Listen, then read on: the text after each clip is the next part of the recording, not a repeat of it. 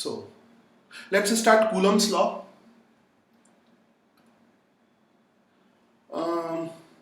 Same charges के बीच में repulsion force लगता है. सपोज करो रेड कलर का जो चार्ज है वो पॉजिटिव है, तो मैं बना लेता हूँ red colour positive charge, red colour positive charge, just red colour, it's a little bit big, red colour. तो याद रखना कहीं पे साइड में लिख लो रेड कलर मतलब पॉजिटिव चार्ज, नहीं तो प्लस प्लस लिखना पड़ता है, अगर कलर नहीं दिखाओगे तो प्लस प्लस लिखना पड़ेगा.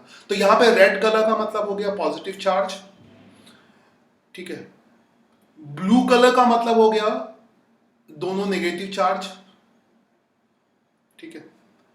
और एक रेड और एक ब्लू का मतलब हो गया एक पॉजिटिव और एक नेगेटिव. Got it. एकदम अभी अभी फ्रेश मैंने न्यूटन्स लॉ ऑफ ग्रेविटेशन पढ़ाया है, तो रूल्स एकदम सिमिलर है, ठीक है. बस ये ध्यान रखना है कि सेम चार्जेस के बीच में रिपल्शन होगा और अपोजिट चार्जेस के बीच में अट्रैक्शन होगा, बस इतना सा डिफरेंस है, ठीक है. बाकी कोई डिफरेंस नहीं है. तो इससे क्वेश्चंस में थोड़ा सा डिफरेंस आएगा, प्रॉब्लम करोगे इसमें थोड़ा सा डिफरेंस आएगा, मगर बेसिक चीजें वही रहेंगी. तो पहले तो मैं साइड में लिख देता हूं कि रेड कलर पॉजिटिव चार्ज हो गया है ना, ब्लू कलर नेगेटिव चार्ज. याद रखना रेड पॉजिटिव है, ब्लू नेगेटिव है. तो सेम अगर नेचर के चार्ज हैं तो उनके बीच में रिपल्शन होगा, ठीक है. ये दोनों फोर्स न्यूटन्स थर्ड लॉ के अकॉर्डिंग लगेंगे, इक्वल होंगे, अपोजिट होंगे.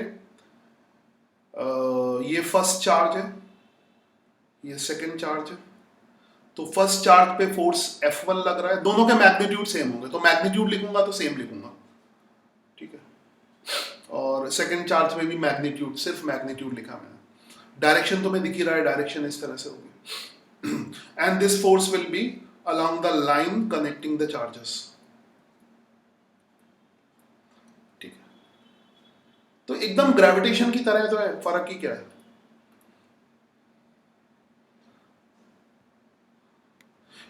उसके बाद दोनों नेगेटिव के बीच में भी रिपल्शन होगा, दोनों नेगेटिव के बीच में भी रिपल्शन होगा. दोनों पॉजिटिव है तब भी रिपल्शन नेगेटिव है तो अट्रैक्शन होगा, है ना. एक पॉजिटिव है, रेड वाला पॉजिटिव है, एक नेगेटिव है, तब अट्रैक्शन फोर्स लगेगा. ग्रेविटेशन फोर्स से कंपेयर करना यहां पे इजीली कंपेयर हो जाएगा, और हो सके तो अपने आप से थ्योरी में कहीं पर एक कंपैरिजन चार्ट बना सकते हो, लिख सकते हो, क्योंकि जो लोग लिखाते हैं वो सब ये लिखाते हैं, मगर मैं तुम्हें नहीं लिखा रहा क्योंकि मैंने अभी अभी ग्रेविटेशन पढ़ाया है. तो तुम अपने दिमाग से कंपैरिजन देख लेना, मैं रटाना नहीं चाहता, ठीक है. तो तुम्हें अभी पता है कि ग्रेविटेशनल फोर्स सिर्फ अट्रैक्टिव होता है, रिपल्सिव नहीं होता है. और जो इलेक्ट्रोस्टैटिक फोर्स कहते हैं इसको, चार्ज पार्टिकल के बीच जो फोर्स लगता है उसको इलेक्ट्रोस्टैटिक फोर्स कहते हैं, या फोर्स बिटवीन चार्ज पार्टिकल कहते हैं. तो इलेक्ट्रोस्टैटिक फोर्स नाम लिखना है तो लिख लो, ठीक है, इलेक्ट्रोस्टैटिक फोर्स. मगर ये नाम कम से कम मैं हजारों बार यूज करूंगा तो लिखने की जरूरत नहीं है, ठीक है. अभी अभी ग्रेविटेशन पढ़ा है तो उससे कंपैरिजन भी कर सकते हो ना. ग्रेविटेशन सिर्फ क्या होगा, अट्रैक्टिव होगा, और इलेक्ट्रोस्टैटिक फोर्स अट्रैक्टिव भी होगा और रिपल्सिव भी होगा, ठीक है. तो इस लेक्चर में मैंने ये बात 3-4 बार रिपीट कर दी. एक ही लेक्चर में एक बात बार बार रिपीट करता हूं तो लिखाने की क्या जरूरत है, ठीक है. सो इनके बीच की अगर डिस्टेंस r है, यहां पे ये डिस्टेंस r है, ठीक है. यहां पे ये डिस्टेंस r है, एक सेकंड. सभी के बीच की डिस्टेंस r है. एक चार्ज पॉजिटिव है, एक चार्ज नेगेटिव है, और सभी के बीच की डिस्टेंस कितनी है, r है, ठीक है. तो याद करो न्यूटन्स लॉ ऑफ ग्रेविटेशन का फॉर्मूला. हाँ, मैग्नीट्यूड इक्वल भी हो सकता है और डिफरेंट भी हो सकता है. फिलहाल मैं डिफरेंट लेता हूं, चार्ज का मैग्नीट्यूड Q1 Q2 लेता हूं, है ना. तो ये प्लस Q1 Q2 है, दोनों पॉजिटिव हैं. ये माइनस Q1 Q2 है, माइनस Q1 Q2 है. और यहां पर एक प्लस Q1 है और एक माइनस Q2 है। मैग्नीट्यूड अगर चार्जेस के डिफरेंट है तब भी फोर्स की वैल्यू डिफरेंट नहीं होगी, फोर्स की वैल्यू सेम होगी। फोर्स हमेशा न्यूटन थर्ड लॉ फॉलो करेगा। और याद रखो न्यूटन का तीसरा नियम यहां पे लगता है। तो फिर से समझ लो जो लोग रिवीजन के शौकीन हैं कि अब मैं न्यूटन का तीसरा नियम यहां पर दोबारा से टॉपिक डाल के नहीं पढ़ाऊंगा। ठीक है, रिवीजन एक मैं बार बार एक वर्ड यूज कर रहा हूं, ऑटो रिवीजन। उसको पहले समझने की कोशिश करो बहुत अच्छी तरह। एक वर्ड लिख दो, ऑटो रिवीजन। ऑटो रिवीजन वो ज्यादा इंपॉर्टेंट है। ठीक है, अब जैसे न्यूटन का तीसरा नियम क्या है, एक बार एक चीज ये हो सकती है कि मैं शुरू करूं न्यूटन का तीसरा नियम, फिर से पढ़ाऊं, उसके सवाल लगाऊं। ठीक है, वो एक बार तुमने पढ़ा है तो तुम्हें आता है, थोड़ा बहुत आता है, वहां पे एक ऑटो रिवीजन यहाँ पे पूरा का पूरा रिवाइज होगा। बस एग्जांपल ये हो जाएगा, भाई न्यूटन का तीसरा नियम क्या है, there is equal and opposite reaction for every action force. Action reaction acts on different object, इसलिए कभी कैंसिल नहीं होते।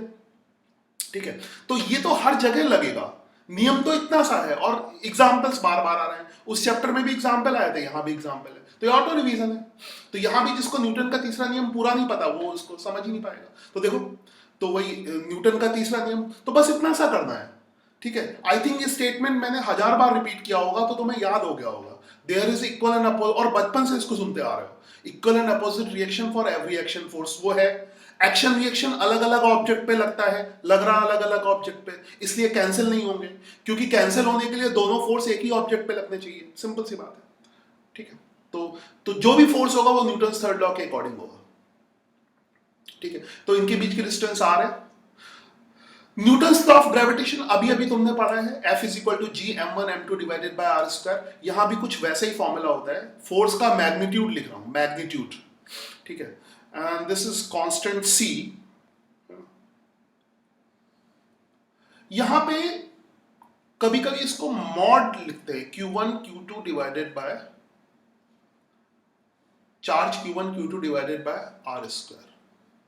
ठीक है, ये मॉड क्यों लिखते हैं, मॉड इसकी वजह से लिखते हैं, जैसे यहां पे तो जरूरत नहीं है, प्लस दोनों पॉजिटिव है तो मल्टीप्लाई करके प्लस ही आएगा, दोनों नेगेटिव है मल्टीप्लाई करके प्लस आएगा।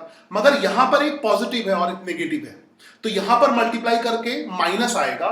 मगर फोर्स का मैग्नीट्यूड कभी भी नेगेटिव नहीं होता, ये मैग्नीट्यूड ऑफ फोर्स लिख रहे हैं, तो फोर्स का मैग्नीट्यूड कभी भी नेगेटिव नहीं होता, इसलिए यहां पे मॉड लगाएंगे। तो या नेगेटिव जो आएगा उसको छोड़ देंगे, तो बस। तो बहुत स्पेसिफिक है तो मॉड लगाया जाता है, वरना इसको लिखते नहीं है ऐसे, मतलब मॉड लगा के लिख दो, मगर नॉर्मल राइटिंग में मॉड नहीं लगाते। ठीक, डर लगता है मॉड से, इसलिए नहीं लगाते। ना लगाओ तो याद रखो कि Q1 Q2 का अगर नेगेटिव वैल्यू आ जाए तो उसको पॉजिटिव कर दो, यहाँ पे नेगेटिव, क्योंकि फोर्स का मैग्नीट्यूड नेगेटिव नहीं होता। ठीक है, तो ये इसको मैं लिख नहीं रहा, फिर भी दिमाग में कंपेयर करो, अभी अभी पढ़ा है Newton's law of gravitation, G m1 m2 divided by r square. तो जो काम वहां पर m1 और m2 का था वही काम यहां पर Q1 और Q2 का है। ठीक है, लिख ही देता हूं, आई थिंक जस्ट, जैसे मैं नहीं चाह रहा था कि लिखूं, बट अभी अभी तो किया है तो लिख देता हूं। तो just compare this by G m1 m2 divided by r square. अब फिर से ऑटो रिवीजन हो गया, अभी ग्रेविटेशन जो पढ़ा है उसको ऑटो रिवीजन हो गया। समझ आई बात, ये समझना।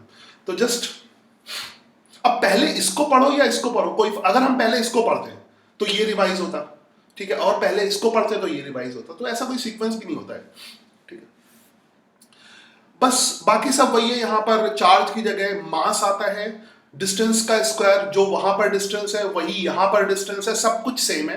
बस एक जो मेजर डिफरेंस है, बहुत बड़ा बहुत मेजर डिफरेंस है, वो इन कांस्टेंट में है, इन कांस्टेंट पे है।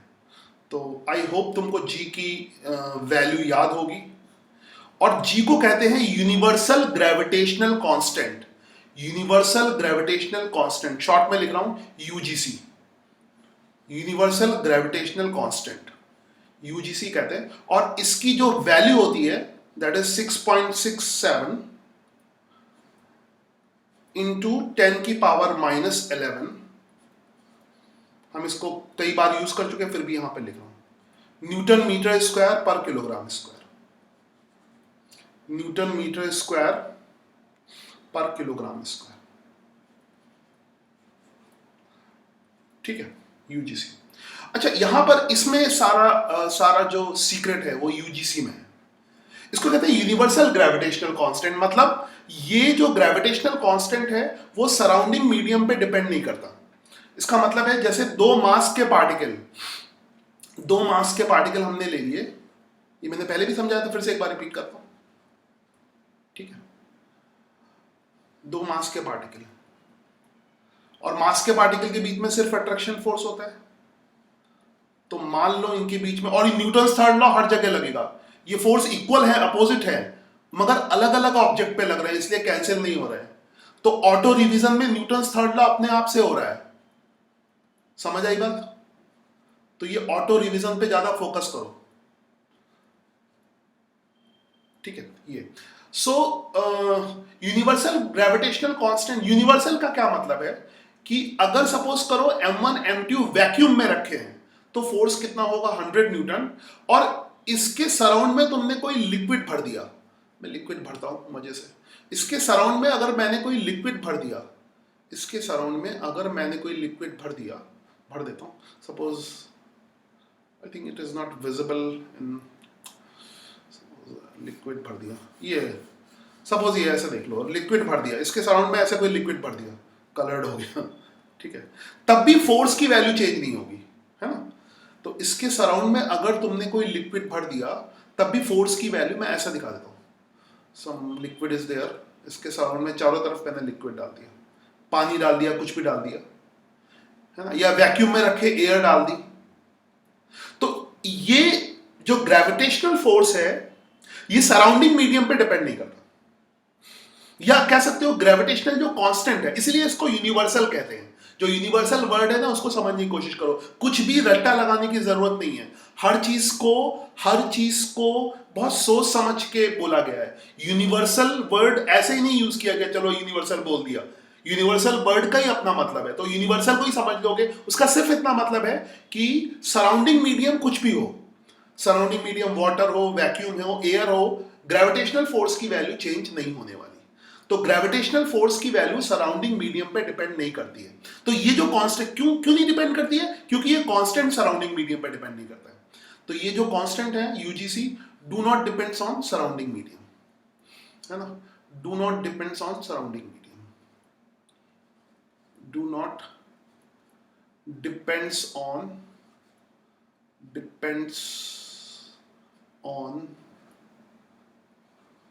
सराउंडिंग मीडियम, सराउंडिंग मीडियम, ठीक है, do not depends on surrounding medium, ठीक है। यहां पर ये जो कांस्टेंट है ये सराउंडिंग मीडियम पे डिपेंड करता है, ये सराउंडिंग मीडियम पे डिपेंड करता है, ये जो कांस्टेंट है, फिर से बोल रहा हूं, ये सराउंडिंग मीडियम पे डिपेंड करता है।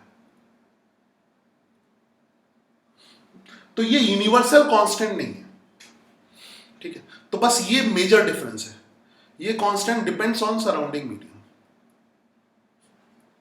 डिपेंड्स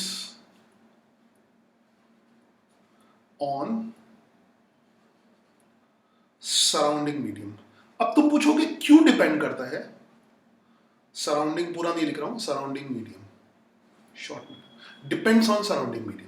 क्यों डिपेंड करता है इसका डिस्कशन हम थोड़ी देर बाद करेंगे, थ्योरेटिकल डिस्कशन है, एक प्रोसेस बताएंगे इंडक्शन की प्रोसेस, उससे समझ में आएगा। तो फिलहाल इसको दिमाग में रखो, ये सराउंडिंग मीडियम पे डिपेंड करता है। सी का कुछ यूनिक नेम है? सी का कुछ ऐसा तो नाम नहीं है, इससे सी कांस्टेंट को और एक्सपेंड करते हैं तो और चीजों के नाम होते हैं, बताता हूं, है ना। सी का नॉर्मली सी का कोई नाम नहीं होता है, सी को और एक्सपेंड करते हैं, सी कांस्टेंट को थोड़ा सा और अलग तरीके से लिखते हैं। सी कांस्टेंट को ऐसे लिखते हैं 1/4 पाई एप्सिलॉन एम, ऐसा ही सिस्टम है।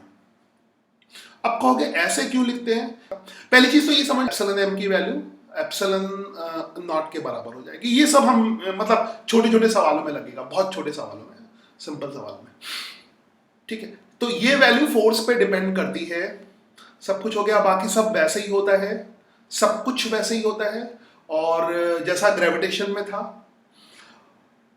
अच्छा, और एक और चीज है, छोटी सी चीज है, ये फॉर्मूला पॉइंट चार्ज के लिए है ना। ये फॉर्मूला याद है जब हमने पॉइंट मास डिस्कस किया था, है ना, तुमने बताया था कि जब हमारा डिस्कशन ग्रेविटेशन पे चल रहा था तो मैंने पहले साइज ले लिया था, फिर मैंने कहा था साइज नहीं, वो टेंडिंग टू इंफिनिटी जो होगा। तो यहां से समझो ये पॉइंट चार्ज के लिए फॉर्मूला वैलिड है। तो आई थिंक पॉइंट चार्ज का मतलब तुम पॉइंट मास से समझ सकते हो, है ना, कि उसका जो रेडियस होगा ये स्फेरिकल होगा और इसका रेडियस टेंडिंग टू क्या हो जाएगा, 0 हो जाएगा। तो Coulomb's law, Coulomb's law, Coulomb's law, है ना, कूलम्स लॉ। मैं सिर्फ कीवर्ड लिख रहा हूं, किसके लिए वैलिड है, पॉइंट मास के लिए वैलिड है।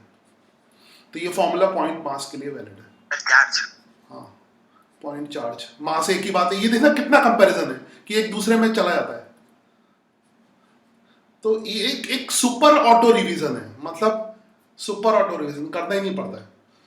अब वही बात तुम समझ रहे होगे, अब मैं इसको ग्रेविटेशन पहले पढ़ाऊं फिर इसको पढ़ाऊं, वो नहीं हो सकता, है ना। हाँ, मगर अपने आप एक ऑटो रिवीजन हो जाएगा। अब तुमको दोबारा ग्रेविटेशन पढ़ाओ फिर ये पढ़ाना, तो दैट इज नॉट पॉसिबल। ठीक है, ऑटो रिवीजन। तो ये पॉइंट चार्ज के लिए वैलिड है। ठीक है, Coulomb's law is valid for point charge. Point charge का मतलब क्या होता है, spherical uniform distribution of charge, uniform distribution of charge, distribution of charge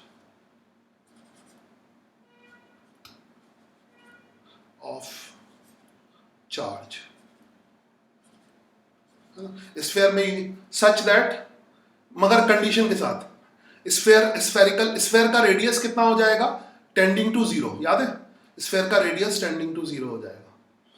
sphere का जो रेडियस है that will be tending to 0।